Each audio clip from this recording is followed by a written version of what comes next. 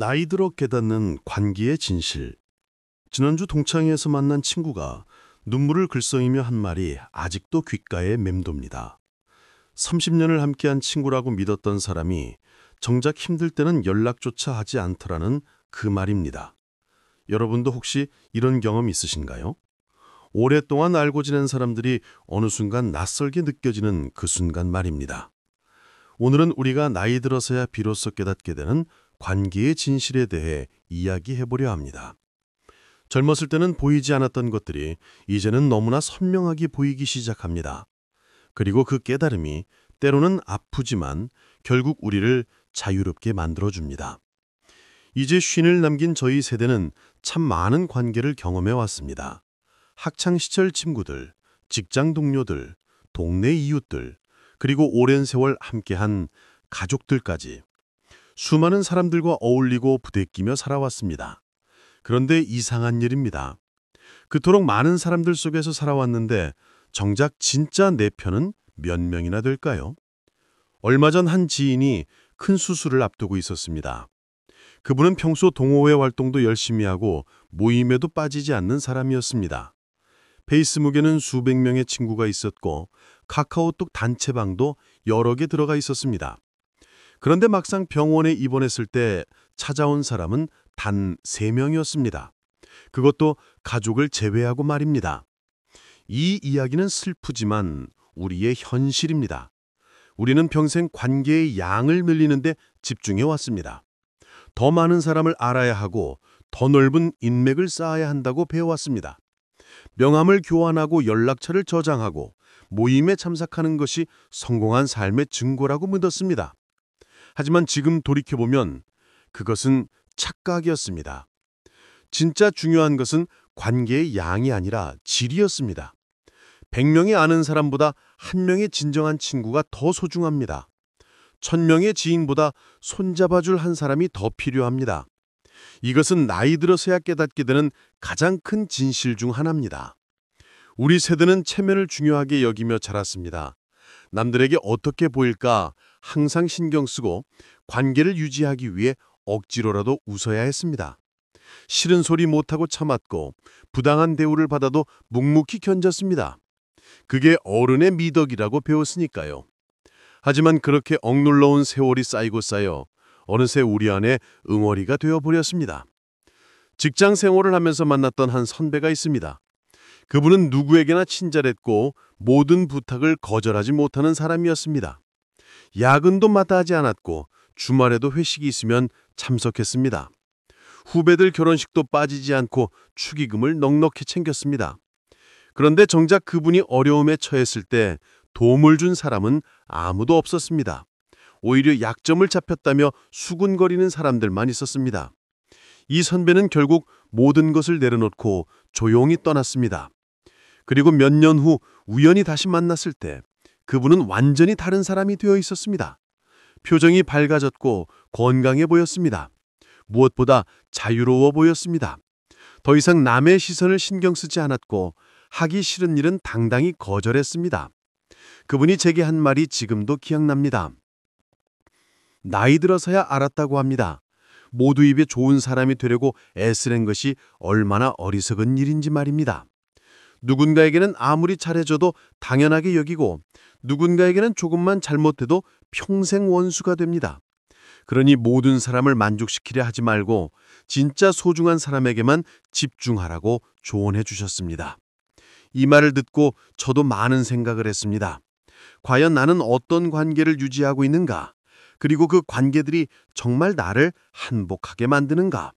솔직히 답하자면 아니었습니다. 상당수의 관계는 의무감으로 유지하고 있었고 일부는 단지 끊기 귀찮아서 계속 이어가고 있었습니다. 나이 들면서 우리는 점점 더 분명하게 알게 됩니다. 어떤 관계는 우리를 성장시키고 어떤 관계는 우리를 소진시킵니다. 어떤 사람은 우리에게 힘을 주고 어떤 사람은 우리의 에너지를 빼앗아갑니다. 그리고 이제는 그것을 구분할 수 있을 만큼 충분히 경험을 쌓았습니다. 한 후배가 최근에 오랜 친구와 거리를 두기로 결심했다고 말했습니다. 20년을 함께한 친구였지만 만날 때마다 기분이 나빠지고 돌아올 때마다 후회가 되더라는 겁니다. 그 친구는 항상 불평불만으로 가득했고 다른 사람의 험담을 즐겼습니다. 자신의 자랑은 끝이 없었지만 상대방의 이야기는 들으려 하지 않았습니다. 처음에는 오랜 인연이니까 참아야 한다고 생각했습니다. 친구가 힘든 시기를 겪고 있을 거라고 이해하려고 했습니다. 하지만 시간이 지나도 달라지는 것은 없었습니다. 오히려 점점 더 심해졌습니다. 그래서 결국 연락을 줄이고 만남을 거절하기 시작했습니다. 그러자 놀라운 일이 벌어졌습니다. 삶이 평온해졌습니다. 스트레스가 줄어들고 마음의 여유가 생겼습니다. 그리고 그 빈자리를 더 좋은 사람들이 채워주기 시작했습니다. 진정으로 나를 이해하고 응원해주는 사람들이 보이기 시작했습니다. 이것이 나이 들어 깨닫게 되는 두 번째 진실입니다. 나쁜 관계를 정리하는 것은 배신이 아니라 자기보호입니다. 우리는 누구에게나 착한 사람이 될 필요가 없습니다. 모든 관계를 평생 유지할 의무도 없습니다. 오히려 독이 되는 관계를 과감히 끊어낼 용기가 필요합니다. 우리 부모님 세대는 참는 것을 미덕으로 여겼습니다. 가족이니까, 친척이니까, 이웃이니까 무조건 잘 지내야 한다고 가르쳤습니다. 하지만 그것은 건강한 경계가 아닙니다. 관계에도 선이 필요합니다. 넘어서는 안 되는 선, 지켜야 할 선이 분명히 있습니다. 동네에서 오랫동안 작은 식당을 운영하시는 분이 있습니다. 그분은 손님들에게 늘 친절하고 음식도 푸짐하게 주시기로 유명했습니다. 그런데 어떤 손님들은 그 친절함을 당연하게 여기고 무리한 요구를 하기 시작했습니다. 메뉴에 없는 음식을 만들어 달라고 하고 가격을 깎아달라고 요구했습니다. 심지어 외상을 달라고 하는 사람도 있었습니다. 처음에는 단골 손님이니까 들어줬습니다. 동네에서 소문나면 안 되니까 참았습니다. 하지만 그럴수록 요구는 점점 더 심해졌고 식당 주인분은 지쳐갔습니다. 그러다가 건강까지 나빠졌습니다. 결국 가게 문을 닫을 수밖에 없었습니다. 몇 년 후 다시 가게를 열었을 때 그분은 달라져 있었습니다. 친절하지만 단호했습니다. 메뉴에 없는 음식은 만들지 않았고 가격 깎아달라는 요구는 정중히 거절했습니다. 무리한 손님에게는 다시는 오지 말라고 말할 수 있을 만큼 당당해졌습니다. 그러자 오히려 가게는 더 잘 됐습니다. 진짜 좋은 손님들만 남았고 일하는 것이 즐거워졌습니다.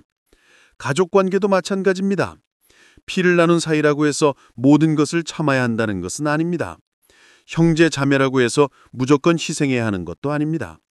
부모와 자식 사이에도 존중과 경계가 필요합니다. 한 지인은 평생 동생을 돌보며 살아왔습니다. 동생의 학비를 대주고 결혼 자금을 마련해주고 사업 자금까지 빌려줬습니다. 자신의 노후 자금을 털어서라도 동생을 도와야 한다고 생각했습니다. 형이니까 당연한 거라고 믿었습니다. 하지만 동생은 달랐습니다. 형의 도움을 당연하게 여기고 감사할 줄 몰랐습니다. 오히려 더 많이 해주지 않는다고 불만을 토로했습니다. 형이 어려움에 처했을 때는 모른 척했고 돈을 빌려달라고 하면 없다고 발뺌했습니다. 결국 이 형님은 70이 다 돼서야 동생과 연을 끊었습니다. 평생 동생을 챙기느라 정작 자기 자식들에게는 제대로 해주지 못했다는 후회가 밀려왔습니다. 그리고 깨달았습니다. 가족이라는 이름으로 희생을 강요하는 것은 사랑이 아니라 착취라는 것을 말입니다. 우리는 가족이기 때문에 더 조심해야 합니다.